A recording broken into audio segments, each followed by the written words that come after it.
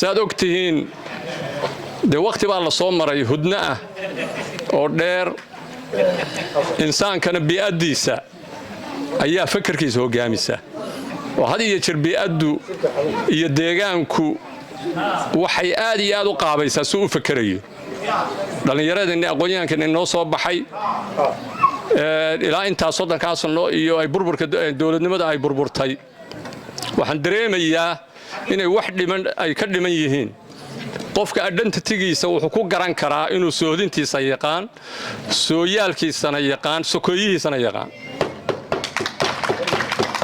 waana tan qaabaysa markaas ayuu effective noqon karaa fakarkiisu dhalinyaradu cilmiga way baratay laakiin cilmigu waaqicooda inuu ka turjumo iyo noloshooda iyo deegaankooda loo baahan yahay dadka jaamacadaha ka baxaya ama ardayda dhulkan degan waa fikir taliyo soo jeediyo waa fadhiya haddii aad tiraaho jaamacadee baad gelaysaa jaamacadaha engineering baan rabaa doctor baan rabaa laakiin deegaamada nin ku fakaraya inaan siyaasadda bartaan rabaa la heli maayo bay waana yar yahay dadkana inay wadankooda iyo dalkooda ay maamulaan xitaa aqoonyahanku diyaar u ah marka arrinta in la dhisaa loo baahan yahay dadkay dhulkan masiirkaaga hadda adoo wax baranayo aqoonyahana haddaanad fahmaynin meesha laga shaxayo kan ugu fudud waxa weeye